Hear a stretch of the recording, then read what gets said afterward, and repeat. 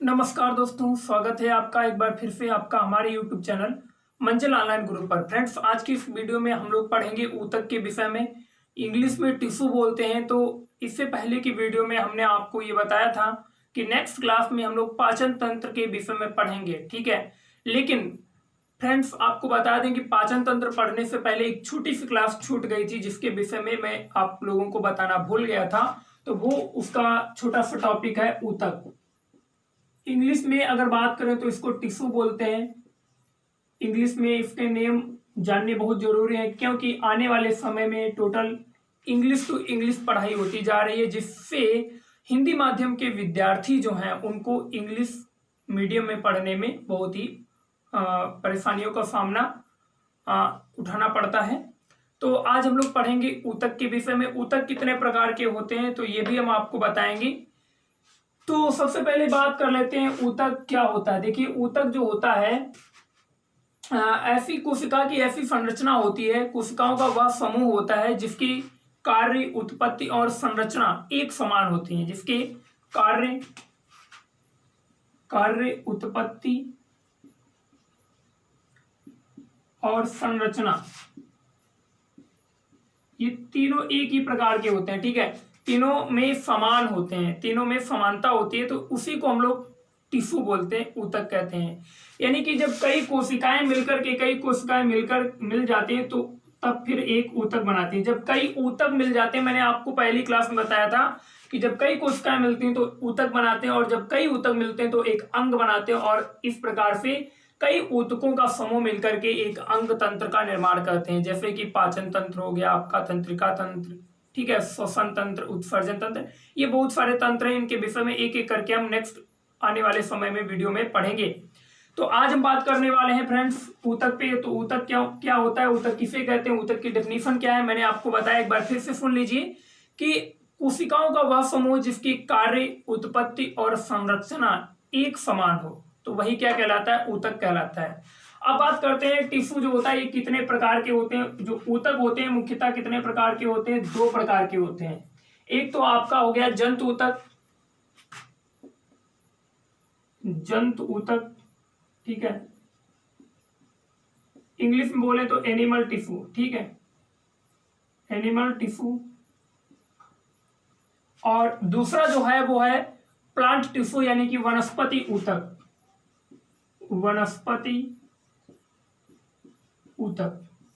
तो इंग्लिश में इसकी बात करें तो प्लांट टिश्यू, ठीक है। तो जंतु ऊतक एनिमल टिश्यू और वनस्पति ऊतक प्लांट टिश्यू, ठीक है। ये दो प्रकार के ऊतक होते हैं। इनमें आज की वीडियो में हम लोग डिस्कस करेंगे जंतु ऊतक के विषय में। जंतु ऊतक पर आज हम विस्तृत अध्ययन करेंगे, तो वीडियो को अंत तक जरूर देखना, साथ ही स्किप मत करना बिल्कुल, और लाइक और शेयर जरूर करना। और साथ ही आपको ये भी बता दें कि चैनल को अगर नहीं सब्सक्राइब किया तो अभी सब्सक्राइब कर लीजिए और बेल आइकन को प्रेस कर दीजिए, जिससे कि हमारे जो भी वीडियो अपलोड किए जाते हैं उनका नोटिफिकेशन आपको पहुंचे सबसे पहले और आप उस वीडियो को देख सकें। तो चूंकि हमारे इस चैनल पर जीएस के लगभग सभी विषयों से संबंधित कुछ ना कुछ वीडियो अपलोड किए जाते हैं जो बहुत ही महत्वपूर्ण होते हैं, तो इसके लिए आपको हमारे चैनल को सब्सक्राइब करना पड़ेगा, जिससे कि हर सब्जेक्ट के जीएस के अंतर्गत जितने भी सब्जेक्ट आते, साथ ही जल्दी मैथ के वीडियो भी, हिंदी के वीडियो भी आप लोगों के लिए अवेलेबल कराए जाएंगे। मैं कोशिश कर रहा हूं, बट कुछ ना कुछ प्रॉब्लम होने की वजह से अभी वो नहीं हो पा रहा है। तो चलिए शुरू करते हैं आज की इस वीडियो को। तो ऊतक के विषय में बताया, अब हम लोग पढ़ेंगे जंतु ऊतक के विषय में। तो जंतु ऊतक क्या होते हैं और ये कितने प्रकार के होते हैं। देखिए, जंतु ऊतक जो होते हैं फ्रेंड्स, वो जंतुओं में खासकर पाए जाते हैं। किसमें पाए जाते हैं, जंतुओं में पाए जाते हैं।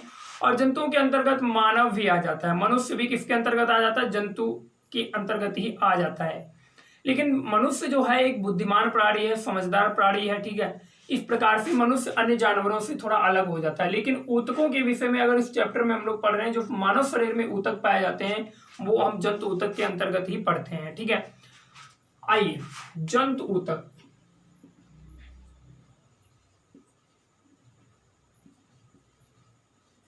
एनिमल टिश्यू,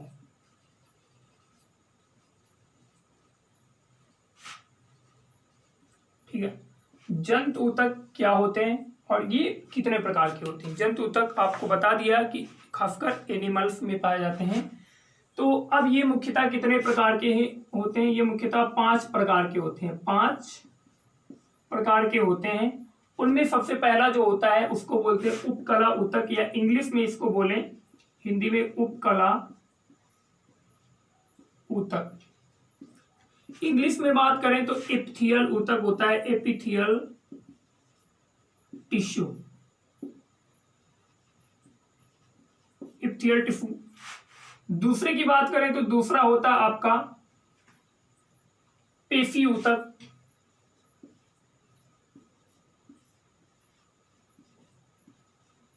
पेशी ऊतक। और पेशी ऊतक को बोलते हैं मस्कुलर टिश्यू। क्या बोलते हैं? मस्कुलर टिश्यू, मस्कुलर टिश्यू, ठीक है। नेक्स्ट थर्ड जो हो गया वो हो गया आपका संयोजी ऊतक, संयोजी ऊतक, संयोजी ऊतक। संयोजी ऊतक को बोलते हैं connective tissue, connective tissue.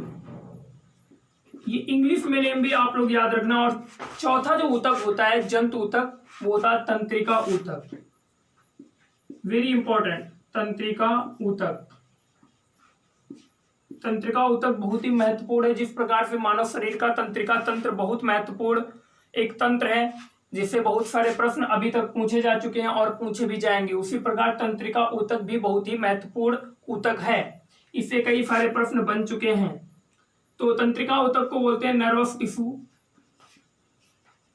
Nervous tissue, ठीक है, नर्वस टिश्यू। और जो 5वां ऊतक होता है वो उसे कहते हैं जनन ऊतक। क्या कहते हैं? जनन ऊतक, जनन ऊतक। इंग्लिश में अगर बात करें तो रिप्रोडक्टिव, रिप्रोडक्टिव, रिप्रोडक्टिव टिश्यू, ठीक है। तो ये 5 प्रकार के ऊतक हैं, उपकला ऊतक, पेशी ऊतक, संयोजी ऊतक और तंत्रिका ऊतक। अब इनके विषय में एक एक करके हम लोग थोड़ा विस्तृत रूप में जान लेते हैं कि ये क्या होते हैं खास करके, ठीक है। तो देखिए, एपिथियल ऊतक की अगर बात करें यानी कि उपकला ऊतक की, तो उपकला ऊतक जो होता है ये शरीर को, मानव शरीर को एक आकृति प्रदान करता है, मानव शरीर को एक आकृति प्रदान करता है खासकर। और अगर दूसरे शब्दों में कहें तो एपिथियल ऊतक यानी कि उपकला ऊतक जो है ये आंतरिक अंगों की सुरक्षा करता है, आंतरिक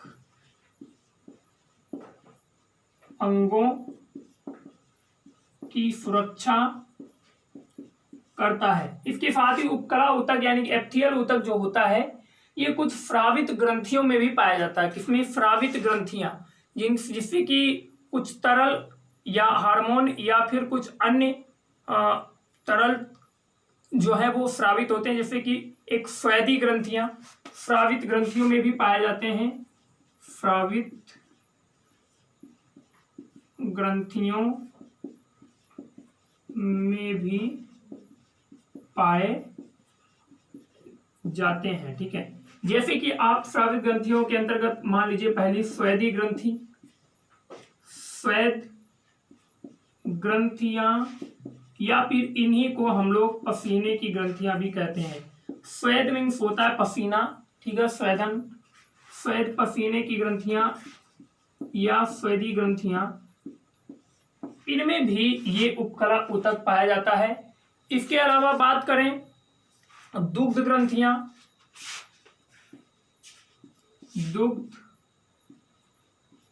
ग्रंथियां, इनमें भी आपका कौन सा ऊतक पाया जाएगा? उपकला ऊतक ही पाया जाएगा, दुग्ध ग्रंथियां, ठीक है। तो इस प्रकार से कुछ ये ग्रंथियां हैं जिनसे स्रावित होता है कुछ न कुछ, तो इनमें भी एपिथियल ऊतक पाए जाते हैं और ये आंतरिक अंगों को सुरक्षा प्रदान करते हैं और खास करके बाह्य अंग जो होते हैं अंगों के बाह्य हिस्से पर पाए जाते हैं, यानी कि त्वचा में पाए जाते हैं खास करके।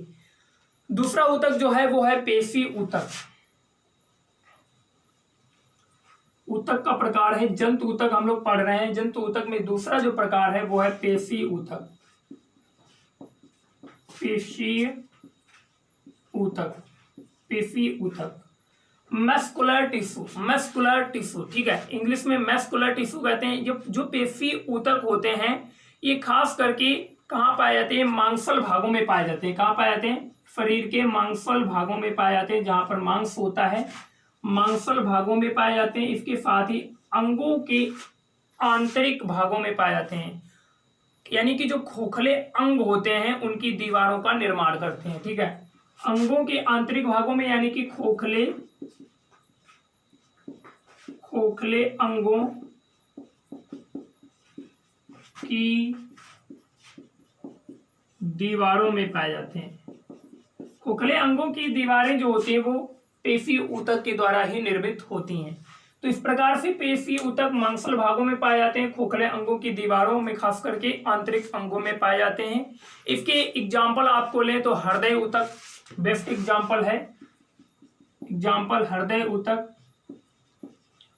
हृदय ऊतक, यकृत ऊतक, हृदय ऊतक, यकृत ऊतक। इसके अलावा वृक्क ऊतक, किडनी। इनकी जो दीवारें होती हैं, खोखले अंग हैं तो इनकी दीवारें जो होती हैं वो किस ऊतक से मिलकर बनी होती हैं? पेशी ऊतक से मिलकर बनी होती हैं। अगला ऊतक जो है संयोजी ऊतक, कनेक्टिव टिश्यू, तीसरा प्रकार है जंतु ऊतक में। तीसरा प्रकार हम लोग पढ़ रहे हैं, तीसरा प्रकार है संयोजी ऊतक, संयोजी ऊतक। तो संयोजी ऊतक क्या होता है? इंग्लिश में आपको पता है कनेक्टिव टिश्यू कहते हैं। देखिए जो संयोजी ऊतक होता है फ्रेंड्स, वो दो ऊतकों को जोड़ने का कार्य करता है। किसको? दो ऊतकों को जोड़ने का प्रयास करता है, जोड़ता है, दो ऊतकों को जोड़ता है, ठीक है। संयोजी ऊतक क्या करता है? दो ऊतकों को जोड़ता है, और ये शरीर के आंतरिक भागों में ही पाए जाते हैं, शरीर के आंतरिक भागों में ही पाए जाते हैं, यानी कि त्वचा के सबसे ऊपर नहीं पाए जाएंगे, त्वचा के अंदर ही पाए जाएंगे। जैसे कि इसका एग्जाम्पल आपको लें तो बेस्ट एग्जाम्पल है इसका रक्त। बेस्ट एग्जाम्पल जो है इसका वो है रक्त, रक्त यानी कि जिसे हम खून कहते हैं या इंग्लिश में ब्लड कहते हैं। आपको जब मैंने रक्त की क्लास पढ़ाई थी, रक्त के विषय में हमने क्लास ली थी, तो उसमें हमने आपको बताया था रक्त जो होता है, खून जो होता है, ब्लड जो होता है, कनेक्टिव टिश्यू होता है, संयोजी ऊतक होता है। तो ये प्रश्न कई बार एसएससी में, रेलवे में पूछे जा चुके हैं कि रक्त एक प्रकार का है, संयोजी ऊतक, पेशी ऊतक, ठीक है। इसके अलावा जनन ऊतक या फिर एप्थियल ऊतक। इस प्रकार से 4 ऑप्शन होते हैं और उनमें से आपको सही आंसर चूज करना होता है। तो आप सही आंसर कौन सा चूज करेंगे? सही आंसर आप तभी चूज कर पाएंगे जब इसके विषय में आपको पता होगा। तो संयोजी ऊतक दो ऊतकों को जोड़ता है, दो ऊतकों को जोड़ता है। तो इस प्रकार से रक्त जो है इसका बेस्ट एग्जाम्पल है। इसके अलावा लिगामेंट, लिगामेंट इसका एग्जाम्पल है। इसके अलावा कार्टिलेज, ये इसके एग्जाम्पल है, कार्टिलेज। ये जो ऊतक हैं ये दो ऊतकों को जोड़ने का कार्य करते हैं। चौथा ऊतक जो है तंत्रिका ऊतक, तंत्रिका ऊतक,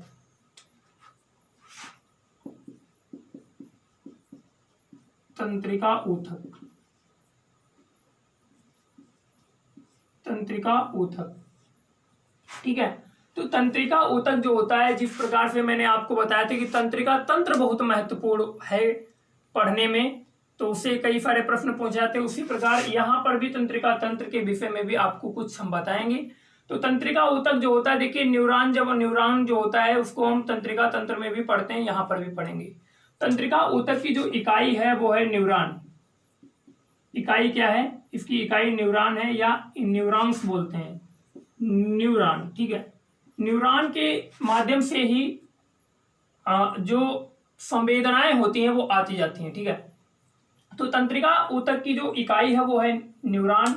अब आपको बता दें तंत्रिका ऊतक का जो मुख्य कार्य क्या है कि हमारे शरीर के द्वारा जो संवेदनशीलता होती है, जैसे मुझे प्यास लगी है तो मैं मग से या जग से, ठीक है, तो पानी उठाऊंगा और ग्लास में निकालूंगा। तो ये क्या है? ये मैं जो सोच रहा हूं वैसा मैं कर रहा हूं। तो ये एक संवेदनशीलता हो गई, ठीक है, संवेदना हो गई। ये क्या हो गई, ये एक संवेदना हो गई कि मैंने सोचा मुझे प्यास लगी है और मैंने जग उठाया, ग्लास में पानी निकाला और मैं पीने लगा, तो वो ग्लास कहाँ पे जाएगी, मेरे मुंह के पास जाएगी। तो मुंह के पास क्यों जाएगी, क्योंकि तंत्रिका ऊतक वहां पर अपना कार्य कर रहा होता है, ठीक है। तो तंत्रिका ऊतक का यही मुख्य कार्य है कि जो हमारे द्वारा विभिन्न प्रकार की संवेदनाएं उत्पन्न होती हैं उनको हमारे मस्तिष्क तक पहुंचाना और मस्तिष्क द्वारा दिए गए ऑर्डर को, आदेश को हमारे शरीर के विभिन्न अंगों तक पहुंचाना होता है। तो इस प्रकार से हम कुछ भी करते हैं, जैसे मैं इस समय पढ़ा रहा हूं तो मेरा इच्छा क्या है कि मैं अभी पढ़ाता रहूं, तो मैं वही करता रहूंगा। इस यहाँ पर कौन सा तंत्र कार्य कर रहा है, तंत्रिका तंत्र या तंत्रिका ऊतक कार्य कर रहा होता है, ठीक है। और ये जो कार्य सब होता है वो न्यूरॉन के माध्यम से होता है। किसके माध्यम से होता है, न्यूरॉन के माध्यम से होता है। और संवेदनाओं को जो चालन होता है, जो संवेदनाएं होती हैं इनका जो चालन होता है आपस में जाती हैं, तो ये किसके माध्यम से, ये किस प्रकार से होता है, ये होता है केमिको मैग्नेटिक वेव के रूप में होता है। किसके रूप में होता है, केमिको मैग्नेटिक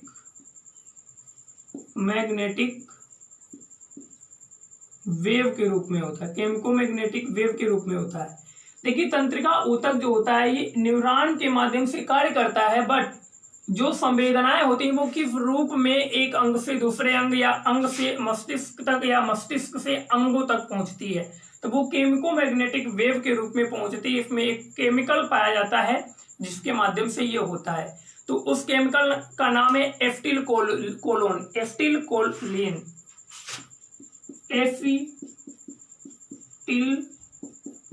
कोलिन या कहीं कहीं पर कोलोन भी लिखा रहता है। एसिटिल कोलोन या एसिटिल कोलिन, ये एक रासायनिक पदार्थ पाया जाता है हमारे बॉडी में, तंत्रिका ऊतक में, जिसके माध्यम से केमिको मैग्नेटिक वेव के रूप में विभिन्न प्रकार की संवेदनाएं एक अंग से दूसरे अंग या मस्तिष्क से दूसरे अंगों तक पहुंचती हैं।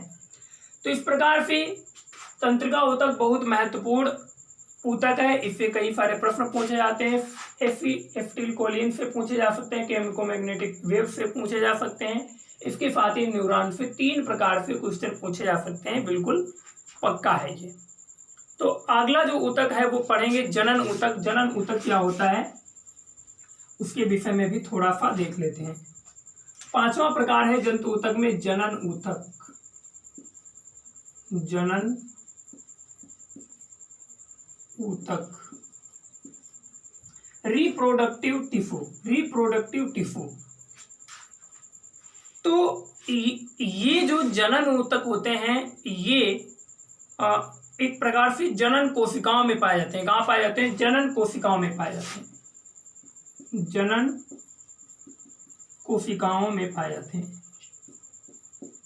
और ये स्त्री और पुरुष दोनों में पाए जाते हैं। पुरुष में स्पर्म के रूप में पाए जाते हैं, पुरुष में स्पर्म के रूप में पाए जाते हैं, और महिलाओं में ये पाए जाते हैं ओवा के रूप में।